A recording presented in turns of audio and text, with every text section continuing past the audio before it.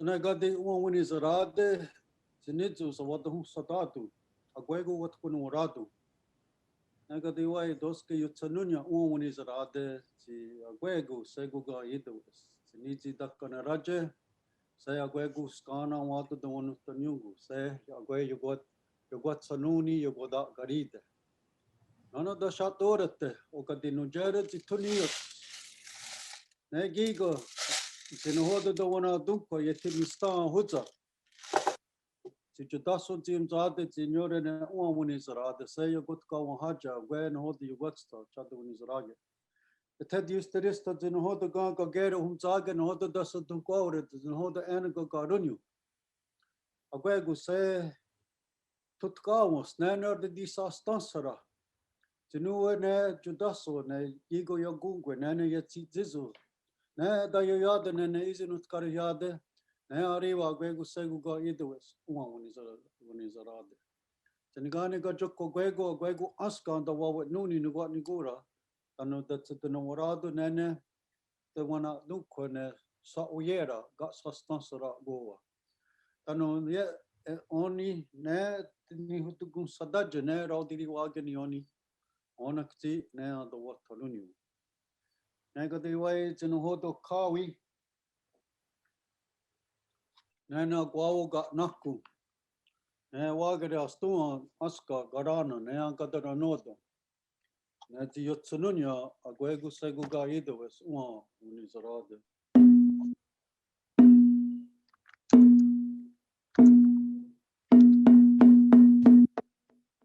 Kuyanehe, kuyanehe, kuyanehe, kuyanehe, kuyanehe.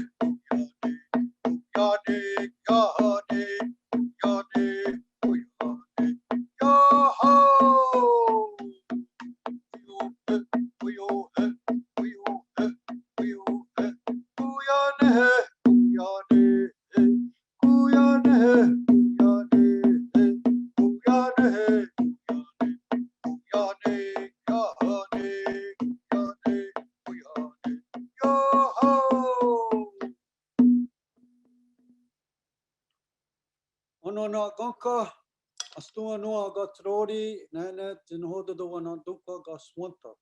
Jotku skana, jotku gat nigorio, jotku nene gasastansara. Anagi da gatko dokara niwanage jinigane ganora dunsara ona age wana dungu ne jorhansa age ayugwa nigura yandane ekadina yokina nigura. So I started out because there are many different nations here in the ancient protocols of how we greeted each other. When we do this with not our right, but our left hand, talks about our connection to our heart. As men, there's a circle right here, talks about our relationship with elder brother son. Because we're grounded in Mother Earth and we understand about our ancestral knowledge, so those two wisdoms or spirits, and then we speak our truth. So what we do in our tradition is that before we do anything, we do the words that we call before all else. First of all, we acknowledge all the people that are in this call, because each and every one of us had the opportunity this morning to open two gifts, and those two gifts was our eyes. And when we opened our eyes and we looked around and we gave thanks for another day, we put our feet down, which is connected to the floor, to the foundation, to the earth mother that continues to support and sustain us from the beginning of our Genesis. And our Genesis, we have our own creation story, and it all starts with women, because even today, women still carry life. They seed life and bring it into the world. So we're lucky that individuals like me, we still have our languages, our own creation stories, our own ways of knowing and being, because we all know what happened. And when we look at those 215 children whose spirits resurrected from the dead, why? And why did that happen? Well, there's reasons to it, because what we're talking about, what I'm talking about, that was all supposed to have been done with. That the prevailing narrative, we would all have adopted and forget this, because when it comes to the issue of land and who we are, that they would never have to revisit the past, because we wouldn't be around. But we're in a treaty agreement. Our ancestors had the insight. When they made this treaty, they said it's not only for us, the Longhouse people, but it says all of the Uguahue. And that means people that have a spirit that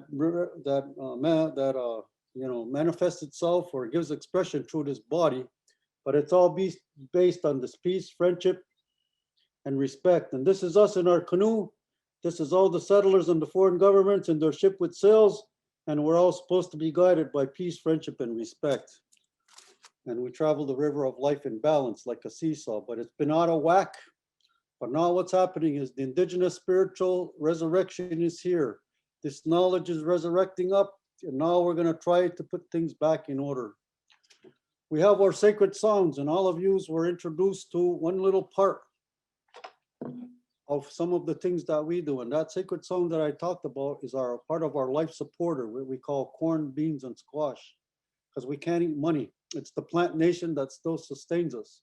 So you just heard a squash dance because it talks about from our belly buttons, we're tied to an umbilical cord to our mother, our grandmother, all the way back to Mother Earth. That seed, the pumpkins and the squash, you plant it.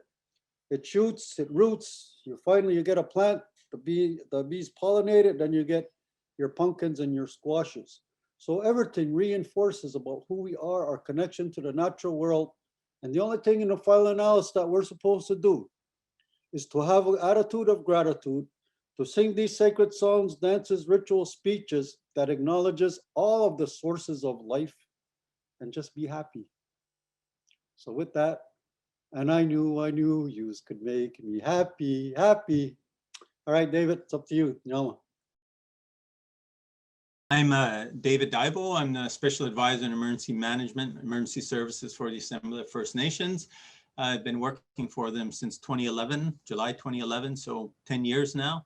My original occupation is Occupational Health and Safety, and different paths led me to emergency management at the Assembly of First Nations. So I've been there ever since. I helped them develop the program and have been managing it since its inception. And we've helped develop the emergency management First Nations Emergency Management Practitioners Network, the Chiefs Committee on Emergency Management, and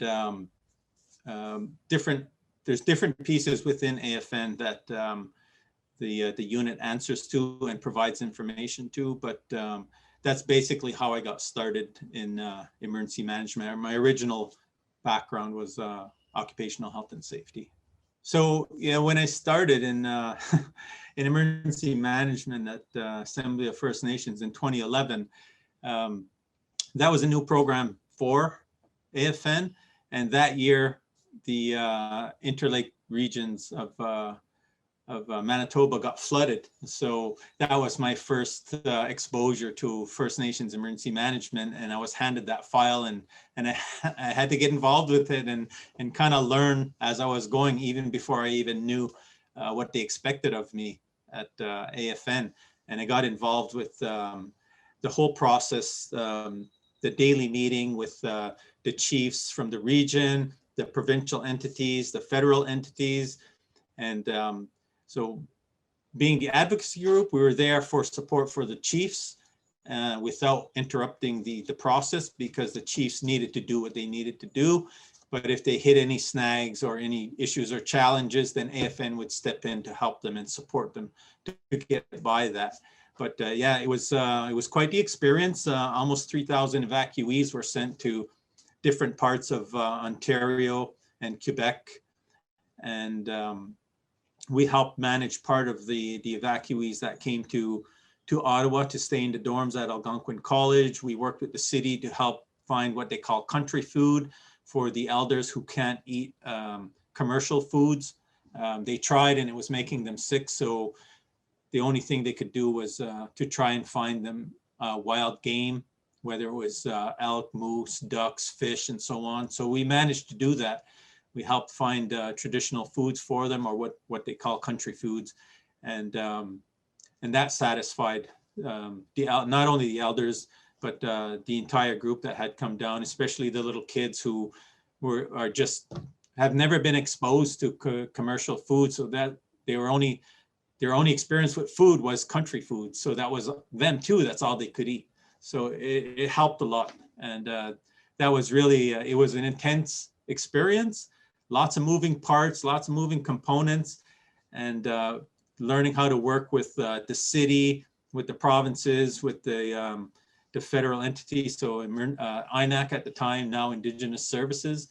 And it truly was a learning experience. It was a real eye-opener to see something on that scale happen to First Nations at my first foray into First Nations emergency management. It was quite scary at times to see what was happening. And so we managed to get through it, and everything turned out okay for most of them.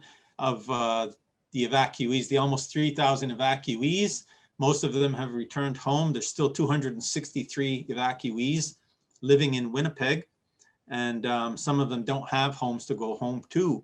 They can't return to their communities because they're underwater. Their cemeteries, their ancestors are underwater. They can't go home. So there's negotiations in there on where they're going to place them, if they're going to get a new community on higher ground, or those kind of talks are happening right now. But we're not involved in that. Their First Nations organizations in Manitoba are strong enough now to manage that on their own. But we are keeping an eye on it to make sure that they get what they need. The federal government's not necessarily open to helping communities relocate because it's very expensive. And that's usually what it always comes down to, the cost of things. But the location of First Nations communities always comes into play, because they're either in swampy areas, lowland areas, in the middle of the boreal forest, positioned along shipping channels. So they're always exposed to something. It might be within their traditional territories, but contemporary life now, there's all these other things that are happening in their territories, sometimes without their permission. So it elevates their risk levels. And this was one of those things where the province had done something with the dams in holding back the water, and it ended up affecting the First Nations to a very high degree. And they saved the city of Winnipeg, but four communities got flooded. So yeah, that was the big scary introduction to First Nations emergency management. Yeah, and ever since then, everything's been a piece of cake. AFN formally developed emergency management in 2011 when I started.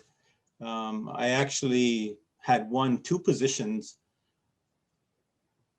One was in Occupational Health and Safety, and the other one was at the AFN for emergency management. Well, Occupational Health and Safety is the umbrella. All occupations fall under, all jobs will say fall under occupational health and safety, because you can't do anything unless it's absolutely safe. And that includes emergency management. And emergency management does include a safety component. So I wasn't totally unfamiliar with the area, and it's just branched out in all directions all at once. And we get our mandate from AFN and also from the chiefs in assembly through resolution. And really we're directed to, we're mandated to First Nations for the provision of comparable emergency management services. And a lot of that is done through cooperative and collaborative relationships with the regions or the provinces and their organizations like the EMOs. With the federal government, it's done through emergency service agreements. Now, I'll talk about that later, but basically that's where we get our mandates from on what we do in the unit. And when I say we get direction from the Chiefs Committee, we're not really talking about them having authority over the work, but because they're part of the work, all of the work that I do, I have to discuss with them, so that because they're regional representative, they're made up of one chief and one technician. of all the regions except Nunavut, so that they have to understand it and be able to transfer that knowledge into their own regions and either apply what we're talking about or gather data to inform what we're talking about back at the main table. So there's no real authority there. It's just basically advice, guidance, and recommendation. And we work together on looking at various issues involving First Nations emergency management. And sometimes it's easy, sometimes it's not. One of the big initiatives we have going right now is the strategic plan for First Nations care and control of emergency management. And I'll get into that a little bit later in one of the other slides, but just to say that they're not just an idle group that's part of the unit.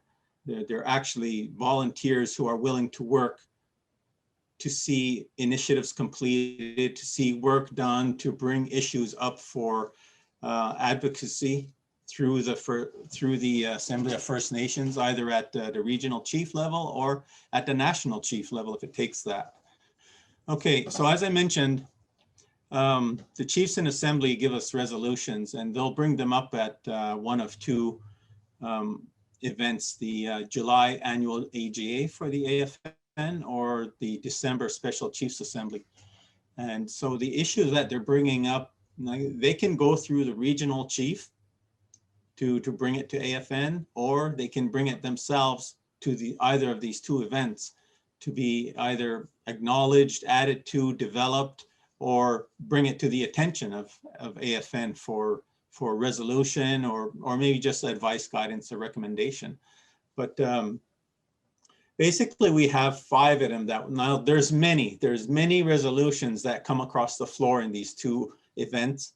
And not all of them have to do with emergency management, but sometimes, especially if there's a really hot event happening and any type of policy we can advocate for that might have national implications, a resolution will be written up about it.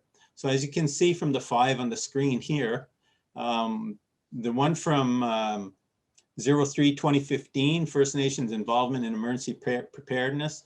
So there's specific items within the resolution that speak to what they mean by involvement in emergency preparedness. And it's written for that specific year, but because emergency management is so huge and involves all different types of issues and has lots of moving components, a lot of the resolutions, though they're dated, like this one, 2015, they never die. They're continuous all the way through the work. We constantly bring them up, we reference them, we use some of their wherefore as, or any of the articles in the resolution to support the work that we're doing. And like I said, it's broad, like it'll cover a lot of areas. It might not be readily apparent at first that the resolution might apply, but if you think about emergency management and all the different areas that it applies to, well, then it could cover it all. But a lot of times they're specific to one area that the chiefs are interested in. So the first one, emergency preparedness, that's pretty straightforward. The articles call for some specific work to be done, and it always includes funding. The next one in 2017, inclusion of the by First Nations in the emergency management agreements or emergency services agreements.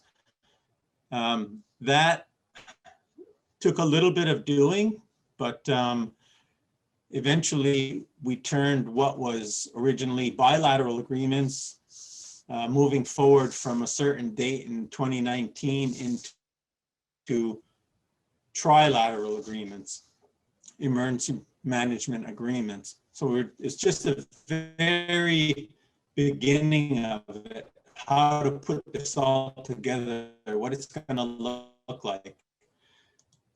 All right, so the service agreements, basically they were bilateral in nature. We helped turn them around into trilateral agreements where Indigenous Services and the provinces and the regional First Nations organizations like FSIN or AMC would be there at the table, giving their voice, participating in the development as end user recipients of the service being provided. Initially, they didn't want that. And when in the early development of the service agreements, they didn't even want AFN to be part of those sections where they started talking about the money that they were going to pay the regions to deliver the service. They didn't want us to know about that at all.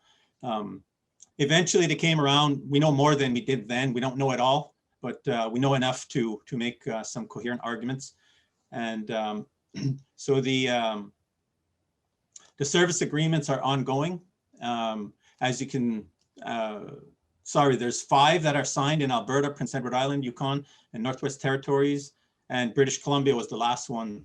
So all other regions in Canada are currently in negotiation at one level or another, and may or may not include memorandums of understanding with representative groups for the communities in the region. For example, Nova Scotia, there are 13 communities there are represented by, and I don't know how to say their name, but the acronym's KMK. And so they negotiate with the federal government. They have an MOU with them. The federal government initiated an agreement with Nova Scotia EMO. So they have an agreement, and EMO has an agreement with the group for the community. So there's 3 MOUs in place. And for now, that's what's working for them until they're satisfied they're going to get what they need out of a trilateral agreement. Then they'll turn to signing a trilateral agreement. But all regions that do not have a signed agreement are at the table negotiating for the benefit of the communities in their region. They're not just signing it out of hand, agreeing with whatever's on the paper, because now they're reading it to make sure that it benefits First Nations. And originally they were being pushed through, signed as fast as they can, so there was no questions asked. But it's much different now. The landscape for that is very different. As you know, AFN advocates for nothing about us without us, nation to nation. So that means that anything that's going to affect our rights or processes has to include our voice and our contribution. So they have to be seen within the agreements as contributing to it. As I mentioned, sometimes the resolutions ask for AFN to seek resources. And that's basically either for the First Nations to work together or to work with levels of government, also to develop policies that would provide clear recommendations on how they're going to be supported in their control over emergency management and services. And as I mentioned earlier, AFN is currently developing this request in the development of the strategic plan for the First Nations care and control of emergency management. Right now, it's prescribed to us. Indigenous Services says we have to have a plan, we have to exercise it, but that's all they say. They don't give us any other help. Or they have the EMAP program for funding, and you can submit funding, but they have a limited budget, and once it runs out, it runs out. And so it's almost like first come, first serve. So we advocate that there has to be a stable mechanism there to fund First Nations. So just to move on with them, control of emergency management. So this is what the strategic development speaks to, because we want more control of it. We want to control how our emergency management regimes are developed, and to make sure that they're driven by us, for us, and that they're culturally appropriate. Whereas emergency management training or provision of services is a blanket approach from the provincial emergency management organizations. They make no distinction between their municipalities, but their municipalities share a lot of the same hazards, whereas First Nations live a different reality, and their hazards are much different than a municipality. First of all, we don't have a tax base, so we're missing a lot of capacity, equipment, and we don't, because we're a lot of us are have core funding that's strictly dedicated to programming. There's not very much funding allowance or movement within the core funding to to support emergency management or any of its components. So for First Nations, the funding part is always a big deal because we don't want to take from one program so we can fund another, then we end up with a shortfall else. And that just doesn't work for us because we come from a place of disadvantage. And it's not our fault. It's colonially imposed, and it's historically ongoing. And a lot of the advocacy work at AFN is trying to overturn that and get rid of it. And that includes emergency management. So the emergency operations planning, so that kind of fits in with the emergency management part and the emergency preparedness. So we are affected by hazards, recurrent hazards, seasonal hazards, modal hazards, a lot of things we have no control over. How do we deal with that stuff? And when it does happen, are we ready? Do we have the emergency management operations in place to be able to deal with stuff like that? Some do. There's some First Nations that are ahead of the curve. They're very well funded through own source funding or can handle a lot of stuff like that. They're very well developed and ahead of the curve. That's not the same for most of the First Nations though. We usually end up having to put up with or suffer the consequences of, to use the example of transportation of dangerous goods, an oil spill, and then we have to wait for the government to respond to it, buy the services from the province and then attend to it without any consultation or involvement of First Nations. So a lot of times we're cut out of the picture. Emergency management, emergency operations management looks to have us more in control of this, to get the training, the equipment, and the processes in place where we can work and have cooperative and collaborative relationships with these organizations when something happens in our territory. And it doesn't always have to be a modal accident. It could be just a natural hazard, technological hazard, or a human-induced hazard, or anthropogenic, it's called. So, and the last one, the Training Institute, this is a more recent one. And the resolution talks about the provision of emergency services, including training. Now, as I just mentioned, there's kind of a blanket training that's used with First Nations on behalf of the provincial emergency management organizations. First Nations want to drive their own training. So a resolution came up asking for a First Nations Training Institute. So we've been talking about that with Indigenous Services. We bring it up all the time. We're looking, how can we move this forward? The thing is, well, it's a very good idea and we should have our own because of our unique realities. Indigenous Services, the Emergency Management Directorate, doesn't operate with funding bricks and mortar structures. Emergency management doesn't speak to that, but there are other departments within Indigenous Services that do speak to that. For example, the community infrastructure branch. So it asks them to work together to try and come up with an option on how this training institute can move forward. So this also is being talked about in the strategic plan, because when we talk about the strategic plan, we're talking about everything in emergency management for First Nations, what it's going to look like, how it's going to operate, how it's going to be funded, what areas it's going to cover, and so on. It's a big thing. We only really just started that last March. We had our first meeting and we introduced the idea of a strategic plan. Everyone is on board with it. Everybody thinks it's a good idea, but it's a lot of work. It's not something that's going to happen overnight. We have it planned as a 5-year program or a 5-year initiative. So in our next meeting, we're going to start trying to pull the components together to see what the plan will look like and where we need to start to get this development underway.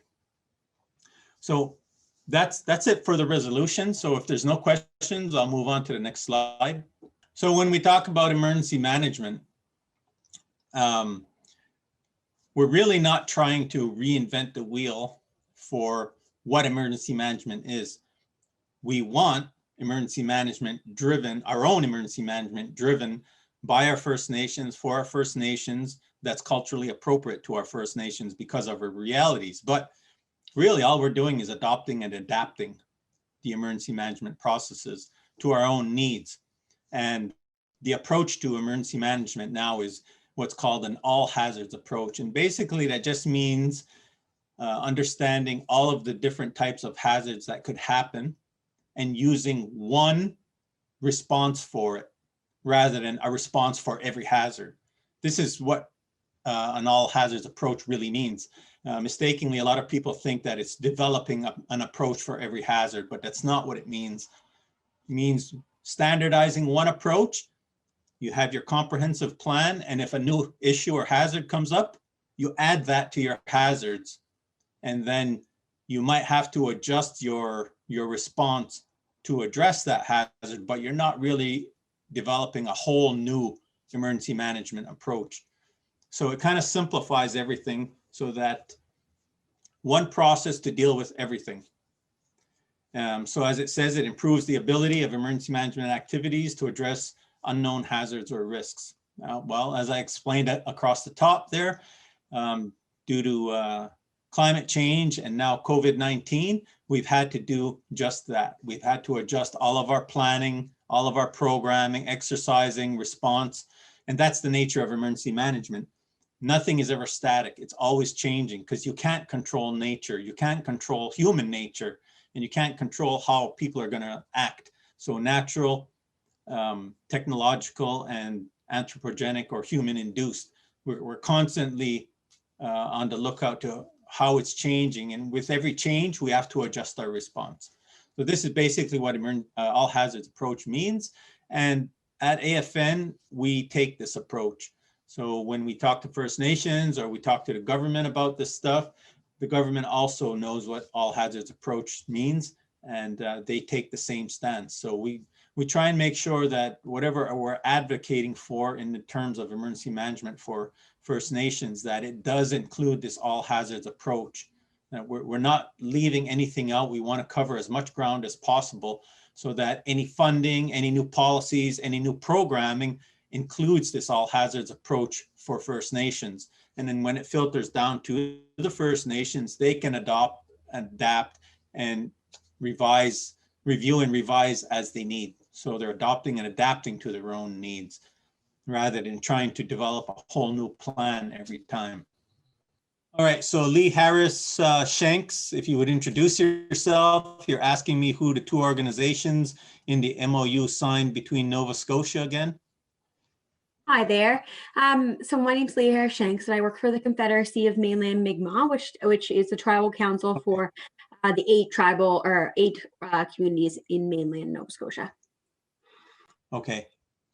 All right. So from what we understand, there was an MOU signed between Indigenous Services and Nova Scotia, and one with KMK. And I think there's one between KMK and NSEMO. So there's no emergency services agreements signed there. There's only MOUs. Oh, okay. Yeah, I work under the emergency management team at CMM. And I was just speaking with my colleague who is an advanced diploma in emergency management from NSCC, and for as far as I was concerned, she had always said there was nothing signed between anybody within Nova Scotia and NSEMO. So I was just trying to see if there was something that she wasn't aware of, or if those aren't current or whatnot. Okay.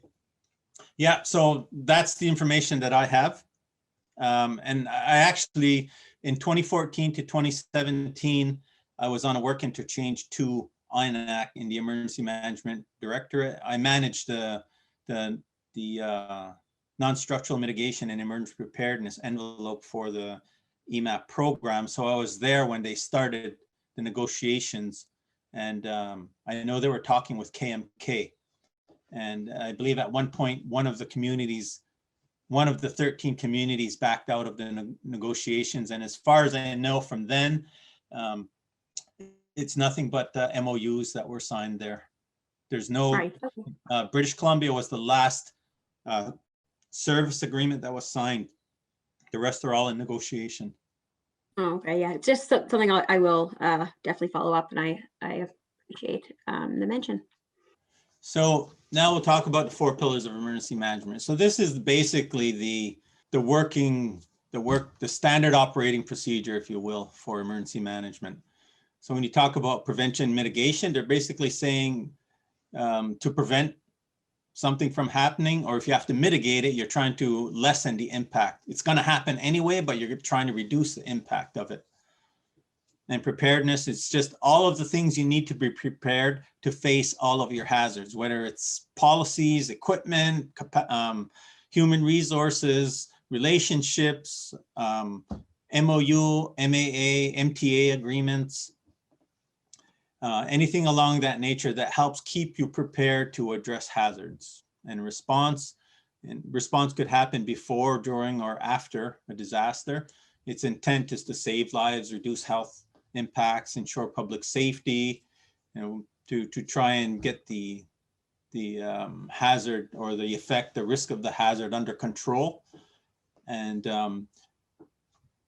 start your recovery so that you're trying to get things back to the way they were pre-event. But sometimes that's not always possible because of the extent of damage. And if you do have to rebuild, then they say, look at build back better policies to try and, so the reason behind that is because a lot of structures sometimes weren't built to code, sometimes they were built to code, sometimes there was additions added onto it, and maybe they weren't done properly. And these are the things that get affected the most. So they say, if you're going to build back, take the time and effort to build back better so that it can withstand that hazard the next time around. So, and recovery is a huge thing. I mean, there's social aspects, there's health aspects, there's environmental aspects, there's structural aspects. It covers a lot of ground. When you're talking about recovery, depending on the extent of the event, whether it's an emergency or it's at a disaster level or even a catastrophe level, then the more or the bigger your process for recovery is going to be. And also even before that, your response, depending on the level of the event. So these are basically the 4 pillars of emergency management that we work under. That's pretty standard throughout all emergency management, whether you're at the federal, provincial, or community level. This is what every practitioner knows. So this is common knowledge. And as I mentioned before, First Nations will take this and adopt it and adapt it to their needs, because we have cultural elements that we include into our response, or maybe our preparedness, or even how we prevent or mitigate a hazard. So this is one of the things that is not, it might be recognized, but it's not implemented by regional emergency management organizations. They don't care about that stuff when it comes to us. They just want to come in, provide the service, and then leave. But we don't look at it that way because we're community and relationship-based societies. So we naturally want to gravitate to our people and take care of our people and look at everything else second. That's not necessarily the way it happens for non-First Nations. I really appreciate these groups being put together. I'm an advisor with disaster and emergency management at ATCO, and I work closely with the Director of Emergency Management at Siksika Nation, who had a hand in one of the resolutions you had up on your screen, David. So I thought I would just ask, are there working groups for the pursuit of accomplishing the resolutions? How does AFN kind of structure moving those resolutions forward? So just to be clear, you're a private contractor working with Siksika? We do a partnership model. It's like an in-kind. Right, I understand. What was the name of your group? ATCO. ATCO, like ATCO Trailers? Yes, we're ATCO Frontech. So we have a disaster and emergency management division. Uh-huh. So I've met with your directors on this. They've come to our offices. And we've Yes, had we some met in lengthy Fredericton. discussions under involvement. Right. Okay. So as far as the resolutions go, the chiefs put them in. They're directed to whichever sector or unit is managing the file, and the lead on the file, so emergency management would be me, would then bring it to the Chiefs Committee for review. And we talk about it, and as I mentioned, the Chiefs Committee will offer advice, guidance, and recommendation on how to move forward on the resolution put forward by, and it's usually you'll have one chief to present, and then you'll have a seconder, and then they'll have maybe 3 or 4 other chiefs to support it so that it gains traction and then it's moved forward. And we'll then take it and develop a work plan around it to see how we can advocate forward and move it, advocate for it and move it forward with whichever group it's directed at, whether it's Indigenous Services or Public Safety or Red Cross, all of whom are major partners in emergency management. But there's no one group, like we don't pull people, analysts from other units to develop a group to work on this. Everybody's working on their own stuff. So whoever it's directed to, they have their own Chiefs Committee to help them with it. Thank you so much. Okay. In addition to the 4 pillars of emergency management, we also have 3 categories of hazards. So natural hazards, which could be, the 3 that I have here are the 3 top hazards for First Nations: floods, wildfires, and critical infrastructure damage. So floods and wildfire will damage critical infrastructure in First Nations, regardless of what it is. And we're not talking about cell towers. It could be that, but it's not really what we're talking about. We're talking about all of the structures or infrastructure that help a community be a community, whether it's water and sewer lines, a bank, the band office, schools, post office, grocery stores, in some cases, churches, whatever the community considers critical infrastructure, because there are 10 or more identified critical infrastructure from public safety. But in one of the major projects I was involved in, First Nations told us, well, we recognize that, but that's not all we recognize. So sometimes they repurpose their structures, and it may not seem like for example, one community used their school and repurposed it for everything: their meeting hall, their for host communities to stay in, a warming center, a cooling center where they had powwows when it rained. They repurposed it for everything. So for them, that became a main piece of critical infrastructure. Or it could be a friendship center used in the similar way. But it all depends on the First Nation, what they have in their community, because some communities don't have all of the critical infrastructure that they need to function as a working community. So with what they do have, they multi-purpose it. So when it comes to critical infrastructure, you have to understand that First Nations, coming from a place of disadvantage, will be innovative, and they will use what they have for the purposes they need it for. So this was one of the very surprising things we found out in the inventory project that I was involved in, and I'll talk about that in a bit. But so the 3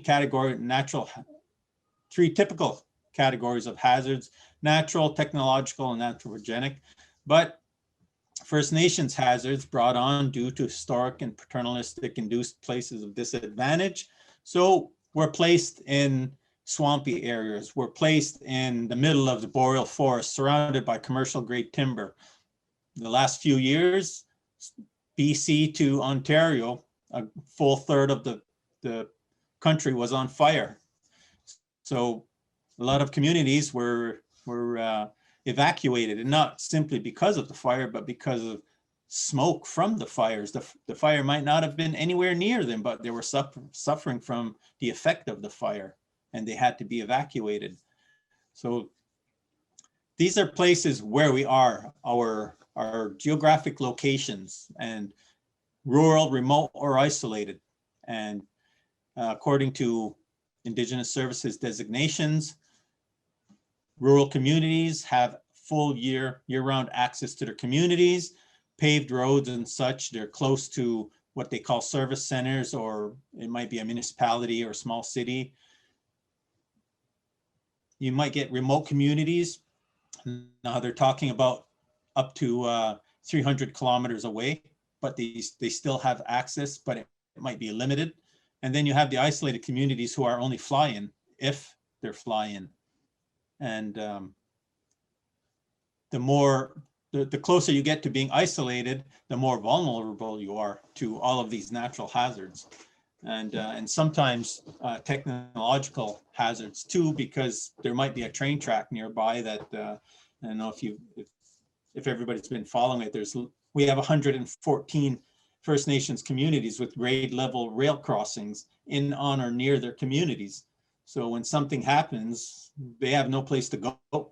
So the effects of these spills it affects them to a larger degree than it would anyone else, because they have nowhere else to go or anywhere to get to. They have no means of travel except for maybe sometimes it's a helicopter, sometimes it's a plane. And even when it's a plane, it's only certain size planes can only take certain amount of evacuees, so the rest of them have to wait. So when you think about First Nations and emergency management, there's a lot of moving components there that aren't necessarily thought of when you're talking about non-First Nations municipalities. So this historic and paternalistic place of disadvantage affects a great many communities. So these typical categories of hazards might seem typical and maybe ordinary, but when you view them through a First Nations lens, the risk element is elevated. So we have to keep this in mind. So there's things like lack of capacity, a lack of inclusion and knowledge that entrenches capacity issues for First Nations, trying to meet the standard of a system that's not created for or by them. Training, they're forced to follow prescribed emergency management directives from federal, provincial, territorial governments and accept regional EMO one-size-fits-all training or service provision. Funding, we're chronically underfunded in almost every area of community life. Lack of free, prior, and informed consent when it comes to revising or introducing new policies, programs, and standards on how emergency management is going to be introduced for First Nations. The emergency services agreements took care of a lot of that, but there's still a lot of cases where they don't have a voice. Like BC, it was signed and they got to look at it after and didn't agree with it. They want to open that and change it. Alberta, they got theirs signed. First Nations had no say in it. Now they're looking at, as I mentioned earlier, bringing them to the table for their contribution. The other thing when it comes to hazards is First Nations for First Nations, we have to recognize that events that may not be considered a hazard or an actionable hazard by the federal government, by provincial governments, are actionable events for First Nations. So we have depressed economies, we have substance abuse, we have housing shortages, water filtration issues, medical and nursing shortages, vaccine shortages, access and egress issues, and especially now due to the pandemic.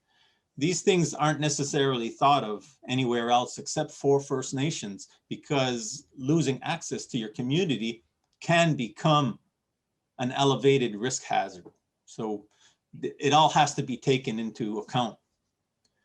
Lack of EM planning was another one that was looked at in 2013. Nothing was done. Fast forward to 2020 with the current pandemic, and all of a sudden it's back in the news again. Well, who's got all the pandemic planning? Who's responsible for that? We haven't heard anything about it in 8 years. So what's going on with this? And that was one area that the Auditor General of Canada pointed out in their report, that it was severely lacking and no one was doing anything about it.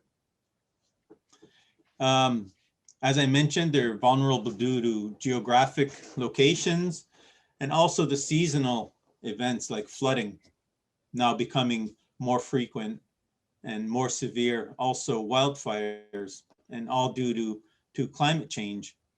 It's now constant and creates elevated hazardous environments with a high risk level. Where one time there was ice flow buildup, it wasn't as destructive as it is now, because snowpacks are melting faster, causing ice flow buildups that backs up rivers in the springtime, and they're now becoming a real hazard that has to be dealt with for communities that live along waterways. For example,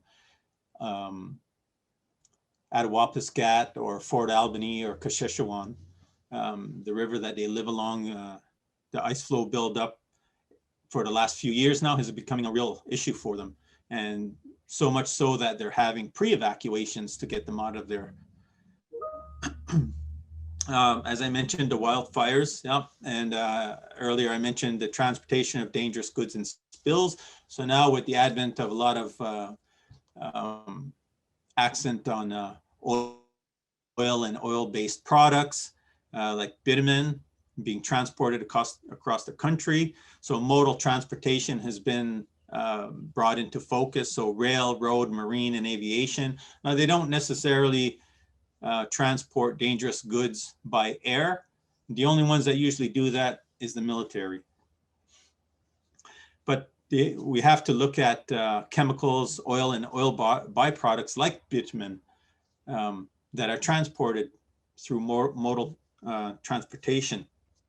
And especially road and rail, almost all of our communities, except for the isolated ones, have either a road, highways, or rail, and sometimes more than one. My own community, Kahnawake, where our community is split by highways. We have a railroad coming through. We have the only hazmat bridge linked to the island of Montreal built in our community, and we're less than 5 miles from a major airport. So all of these things elevate the risk level for First Nations. Usually the closer you are to a major city, the more elevated your risk is. You think it would be the other way, but it's not, because of all of the transportation issues that go with having a major city. Okay, so Stephen Penner. How you doing, Stephen? I'm good. Oh, good question. So help define what an infrastructure may look like in a First Nation setting. So were you able to catch the examples I was giving? Absolutely. It started a very interesting question in my mind when we talk about protecting infrastructure, that the way Western colonial people look at infrastructure may be very different from communities. So I just thought maybe you could draw some examples or talk about that. Yeah, okay, so that is actually the case, and I did talk a little bit about it, and I was giving the example of the school or a friendship center being repurposed for First Nations communities to use, simply because they don't have all of the infrastructure that a neighboring community or a nearby city or other First Nations may have. So they make do with what they have. So traditionally, in the examples that you're talking about, trap lines, gardens, and sweat lodges, those all too traditionally can be considered infrastructure. So sweat lodges speak to the traditional or cultural or religious aspect of our lives. The trap lines talk about our food, and so do the gardens. Now these, if you think about it in terms of modern terms, you think like grocery stores gardens are gardens, or it could be huge agricultural projects. And the sweat lodges, well, some people still have them, but a lot of times now they're incorporated into like ceremonial programs that will be held in friendship centers or social services programming. These things are all ongoing and have never been given up, and people are using them now for different purposes.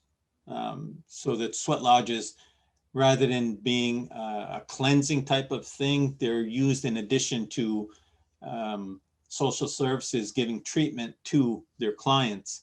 So they're adapting it. It becomes a critical infrastructure for them. The thing is that these things aren't recognized as a critical infrastructure outside of First Nations, which was the point I was making with that. And if you look further into it, all of these things require people to be together. And when you have people together, like for example, the trap lines, when you think trap line, okay, they're going trap animals for food, for skins, for clothing, but that's not all they're for. A lot of times there's a cultural aspect to it where boys who are learning to trap will go out with their uncles, and especially young boys, and they're taught the intricate details of the language, where they're either just learning to speak it, or they have been speaking, but they're enhancing their knowledge of the language itself. So there's a cultural aspect there of transfer of language. And so when you think of languages for First Nations, it's more descriptive of an idea. It's hard to translate First Nations languages into contemporary English, because the ideology behind it is very different. But that's how First Nations learned their language. And these things are passed on when you're doing these kinds of events. And that aspect is never looked at outside of First Nations. So that itself could be a critical activity, not so much an infrastructure, but critical to the culture. So when you talk about these things, it's traditionally what First Nations did every day, the things that they needed to live. And that was what their critical infrastructure was. I mean, moving forward now, we need schools, we need homes, we need, all the things we need in a regular community, and that becomes the established critical infrastructure, but that's not always what it is for us. That's just things we need to do to live a contemporary life, not a cultural life. I hope I've answered your question, Stephen. And more. Now, thank you so much. You're welcome.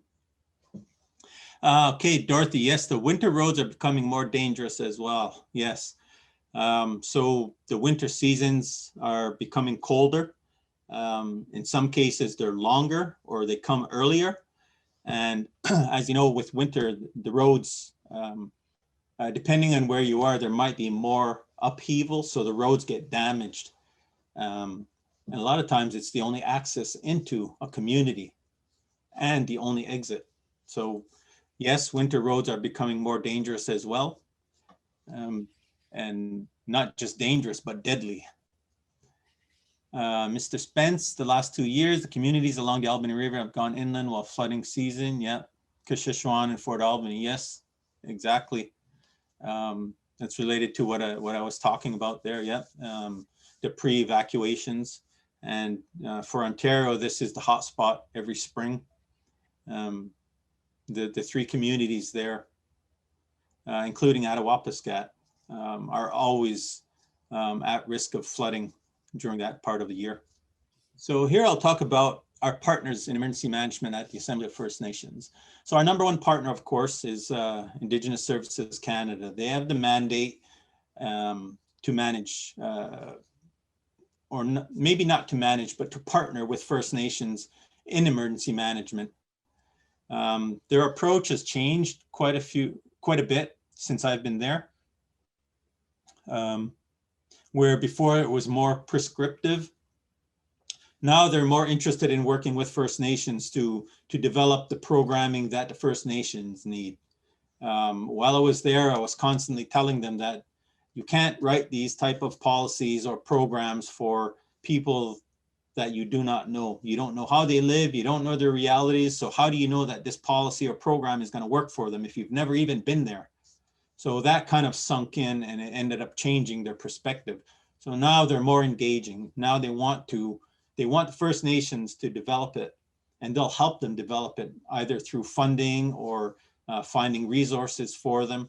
But they're less prescriptive now. I mean, there's requirements they have to make by law, but when it comes to the introduction of the programming and the development of emergency management specifically, they're more engaging with First Nations. They want First Nations to be able to say, yes, we developed this, it's driven by us, it's culturally appropriate to us. So a lot of things that we work on with them is monitoring emergency management events in First Nations. And of course, as I mentioned, the three main hazards: floods, wildfires, critical infrastructure.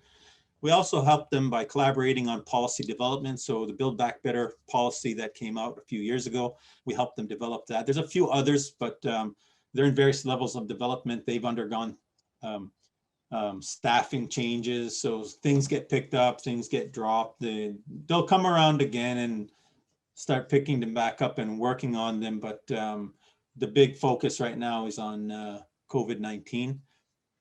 We facilitate engagements with First Nations. So AFN is not the rights holders, we're the advocacy group for First Nations. So if there's a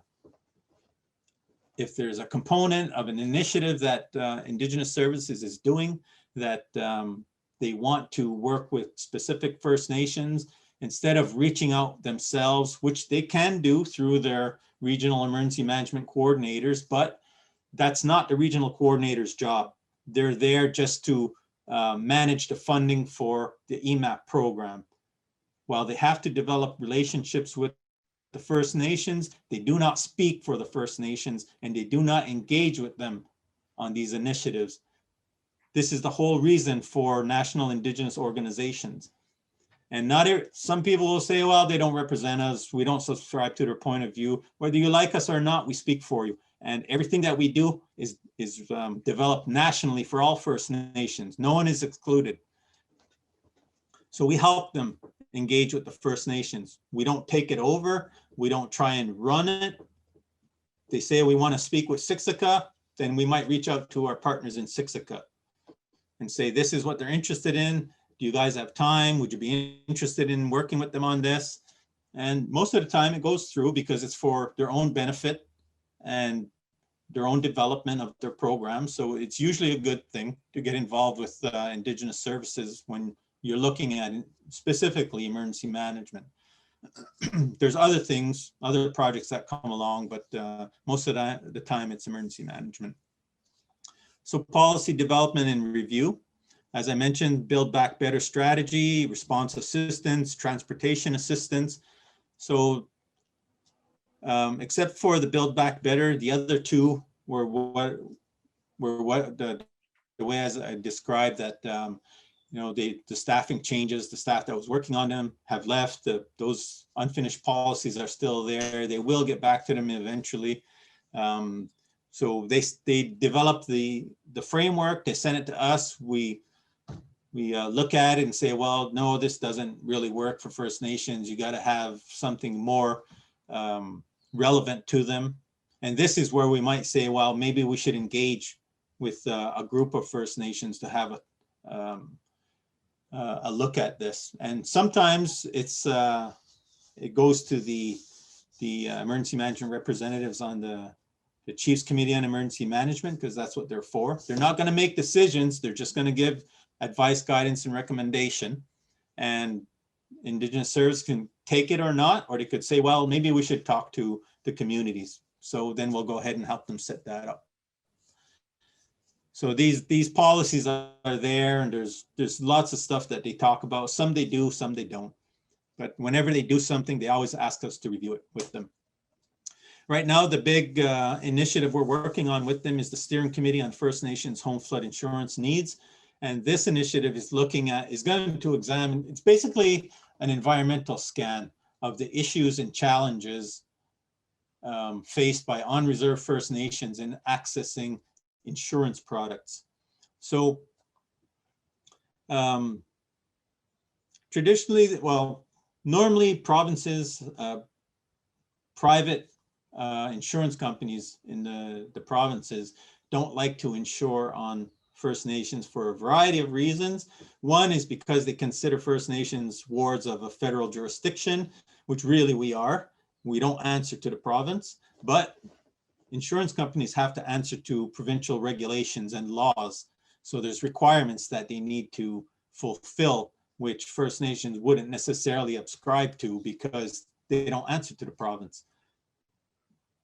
So it creates this kind of friction and a kind of reluctance on behalf of regional emergency insurance providers. So while band councils can get insurance on Crown assets, Section 95 houses, and the water filtration plants, the band office, and things like this, it's harder for First Nations residents to get their own type of insurance unless they can prove that they have stable income, they have developed credit, and so on. That's not always the case for people in a First Nation. So it creates this reluctance on behalf of the insurance companies. And this is what we're looking at. We want to gather all of these perspectives on, what's the issue and why is it a challenge? And at the same time, we're gonna interview insurance companies to see what their reluctance is. What are your reasons? And this whole thing is going to inform potential options for First Nations, maybe in phase 2 of the project, to see how a program could be developed by Indigenous Services to offer First Nations on reserve insurance for their homes and their cars and what have you, whatever needs insurance. So they're going to look at the information or data collected from this project is going to inform those types of options. Now, there's a second piece in there that they don't necessarily talk about, but it is going to be introduced in the engagement with First Nations, and that's relocation. So public safety is holding the main component of this flood insurance and relocation program. They're talking about all these things with non-First Nation municipalities, people who are at risk of flooding. So can they move, like what happened in Calgary during the floods there? They told them, if you sell your home to us, we'll buy you out, move to someplace that has less flood risk.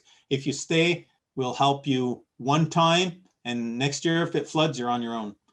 So there's flood support there, and then there's the other side of the coin, the relocation.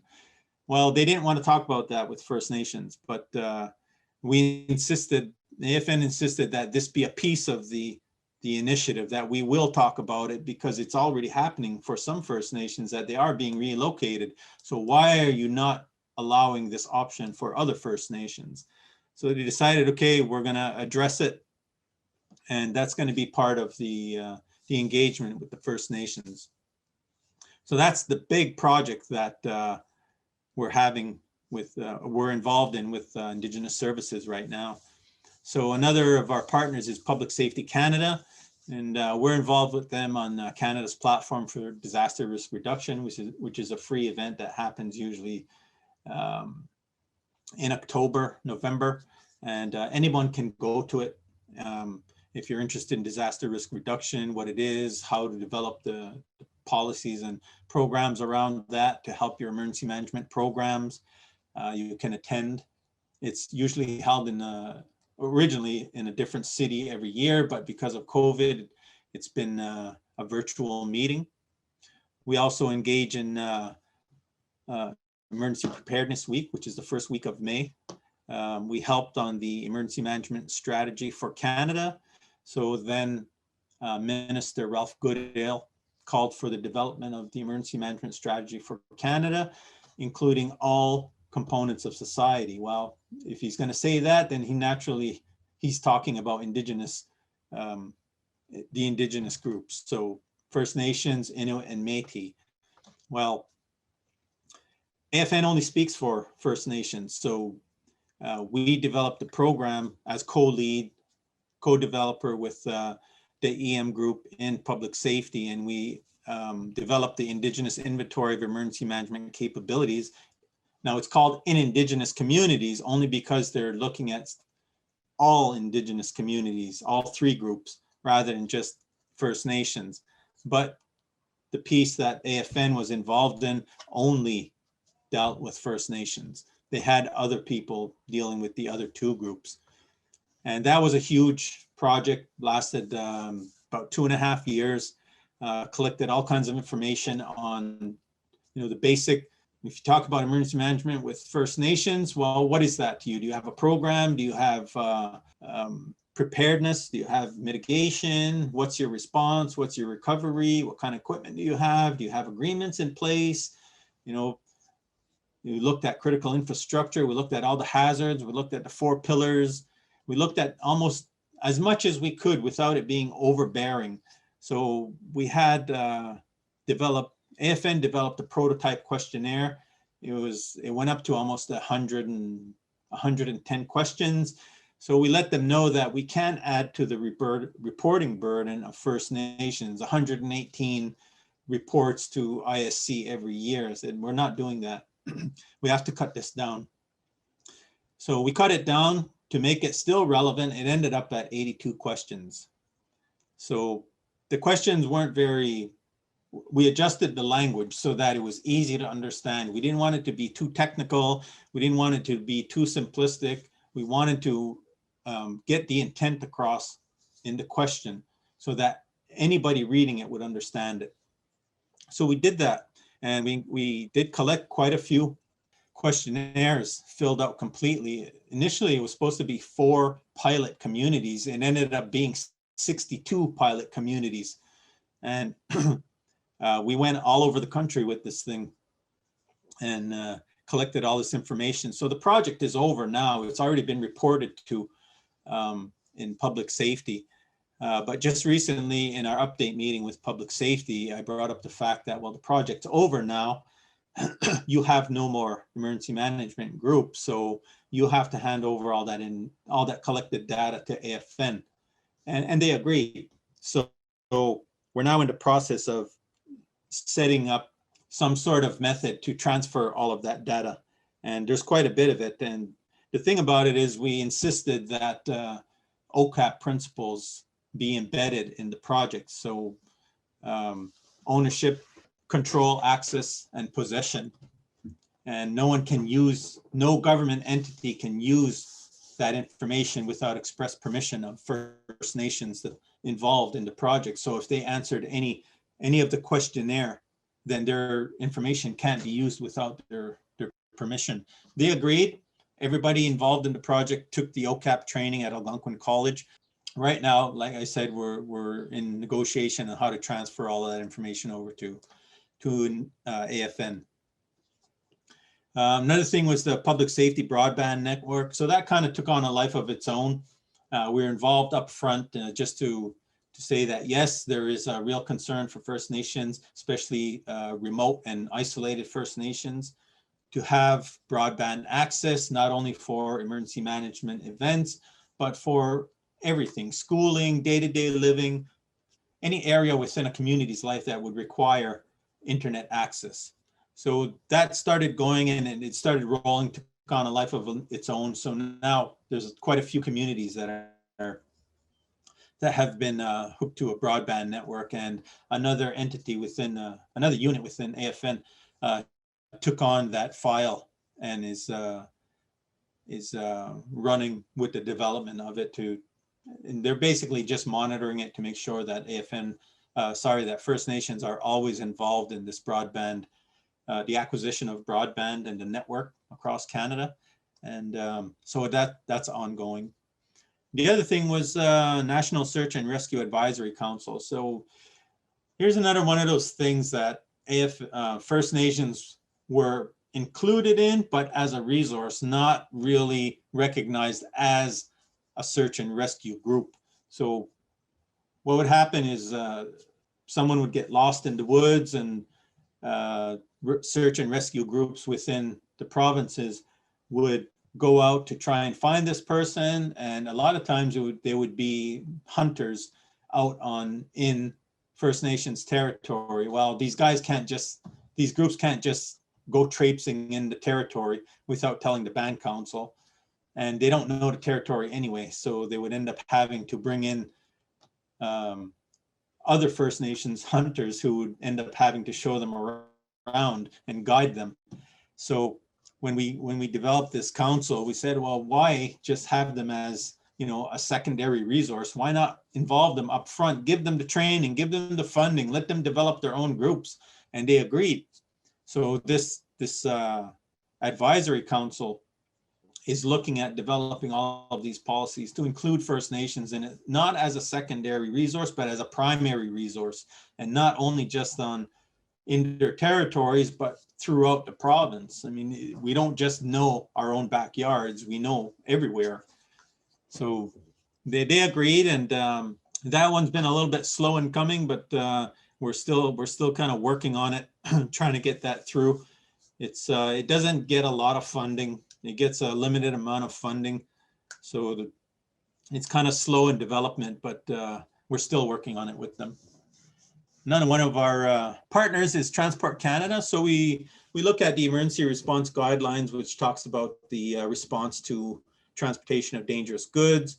I spoke about the grade level railway crossings where the TDG passes through communities. We regularly engage with Transport Canada and ministers responsible for transportation safety on First Nations airport airstrip assessments. They're severely substandard and need to be renovated or repaired. And it's been an ongoing discussion with them. And again, the transportation of dangerous goods with more focus on oil and oil products, that has come to the fore now. So that's part of our regular conversations with them. NRCan, some of the initiatives we're involved with them. Some of them are finished now, like the First Nations Wildfire Evacuation Partnership. The original program is finished, but they've picked it up to look at a few different areas now, like hosting, host communities. The blueprint for wildfire science. So that just looked at the science around wildfires, and we helped out with that. Federal flood mapping guidelines.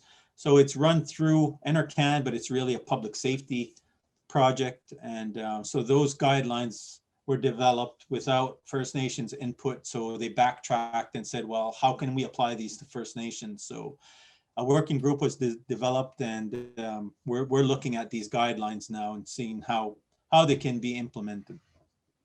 The Indigenous Fire Stewardship Booklet, originally Fire Smart Canada was behind this project, then backed out, and they said, well, run it on your own. So a group in NRCan, the Canada Fire Service, picked it up and developed it into the Indigenous Fire Stewardship Booklet, which looks at the idea behind cultural burning and its control for all Indigenous groups. And then there's the Wildfire Canada Conference, which is a conference about wildfires, and AFN is involved in that so that we can expose communities and EM practitioners to the whole ball of wax around wildfires, training, response efforts, recovery efforts, the Fire Smart principles. And the first time we got involved with it, we brought 32 people to the conference in Ottawa. So everything's virtual right now, so we don't know. They want to have one in Saskatoon in, I think it's November, but AFN's a little bit up in the air right now about its participation because we're busy with the reorg for AFN. And lastly, our partner, Red Cross. So we originally had a memorandum of understanding with them signed in 2007 under Phil Fontaine. Then that was, an attempt was made to change that into a partnership agreement. And now it's been developed into relationship protocol, which basically just acknowledges each organization. They're going to work together. They respect each organization, their capabilities, and there's going to be there's a commitment to reporting on engagements with First Nations. So we're kind of just, we're not involved with each other, but we're kind of monitoring them in their work they do with First Nations when they're involved in emergency events. Okay, so I see our elders left. Darren says tribal council positions funded by ISC for emergency management coordinator and managers, 3-year funding project. Yes, they had 92 positions that they had to hand out to First Nations to engage in emergency management. Melissa, 5 and 6, I'm not sure what that means. Connie, at an ISC joint gathering session, emergency management component indicated 10 or so emergency management coordinators now established in some, yes. Yeah, so as I just mentioned, do these EMCs consult with AFN to establish relationships with these partners for resources? Generally, no. Once they get their own programming, we never hear from them again. We're trying to establish a network so that we have a stronger position when we approach Indigenous services, but in order to do that, everybody has to participate. That's not the case. People participate as they want to. So our position is kind of weak when we go to talk with Indigenous services. If everybody banded together and we established a network, a strong network, we'd have a better foothold. Dorothy, yes, many accidents and an increase due to the transportation. Any partnership with universities I can mention?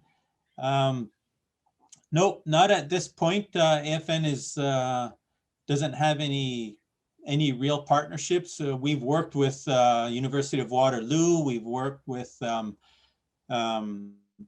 Justice Institute, Royal Roads. I myself graduated from Cape Breton University in emergency management. I think that's about it. Oh, Wilfrid Laurier too. We've collaborated with them or cooperated with them to different degrees, but we don't really have any established relationships with universities. A lot of times it's just for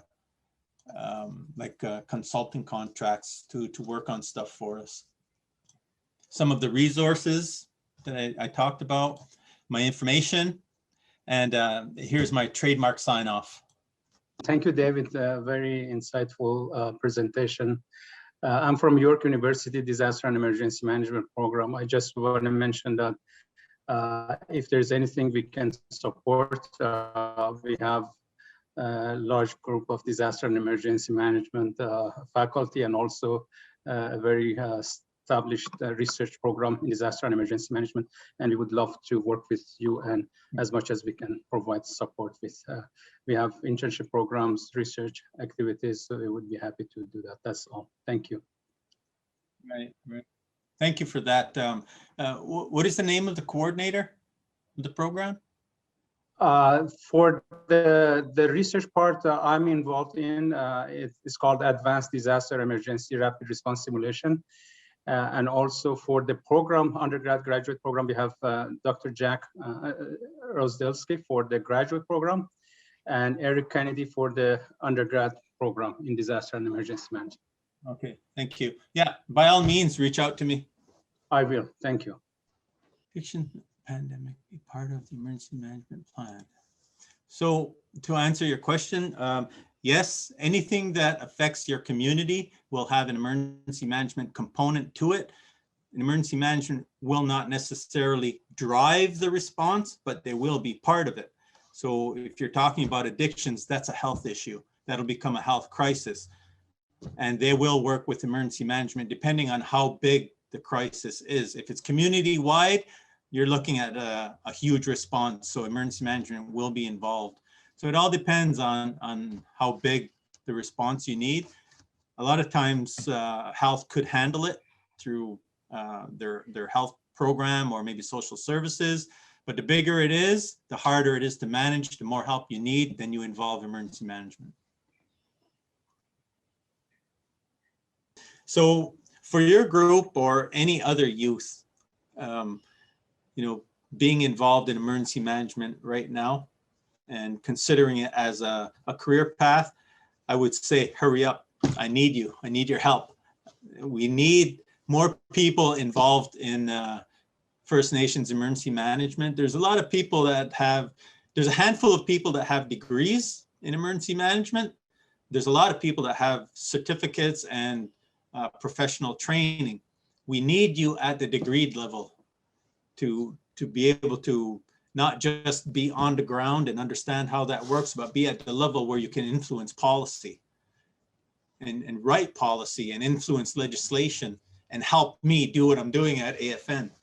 I mean, I'm probably going to be maybe around for another 8 years, but succession planning. I'm already looking for someone else to train. So yeah, youth, you're talking about your own communities, get involved. Your voice counts. Everybody's saying that now. They want youth involved in everything. AFN has a youth council. We have the Chiefs Committee on Emergency Management, and they're supposed to go back to their regions and talk to everybody, including the youth groups, about all this and gather all the perspectives and bring it back to the table for us to talk about all of it. So we need the youth involved in every issue that concerns them. So emergency management, when it comes to your communities, it's going to affect them. So they need to be involved, whether they're helping out, they're volunteering, they're helping out in the EOCs, they're going to school, they're getting ready, they're coming back. Eventually, Indigenous Services is going to look at transferring the responsibility of the administration of emergency management to First Nations, what they call eligible First Nations. So they have to have all of their ducks in a row. They have to have all the capacities, the knowledge, skills, and abilities, and the people there to manage the administration of emergency management. And that's coming. They already have the Department of Indigenous Services Act, which outlines how it's going to be done and the 10 different areas that they're going to transfer responsibility to. They want to transfer to First Nations, but if they're not ready, it's going to go to the province. And we're just going to be trading one level of bureaucracy for another. And the provinces don't care about First Nations. So we're going to have a harder time with the provinces than we have with the federal government right now. So in order to avoid all that, we need to be ready. We have to have our people in place. Youth are the future. We need them. First of all, I apologize for joining late today, and thank you, David, for such an informative presentation. I want to thank you all for joining today, and I know that emergency management is probably at the forefront of all of our thoughts and the work that we do, whether we're in the leadership or the technical tables or research and development. So yeah, I want to thank you for joining us today, and be safe, be healthy, take care. Ellen?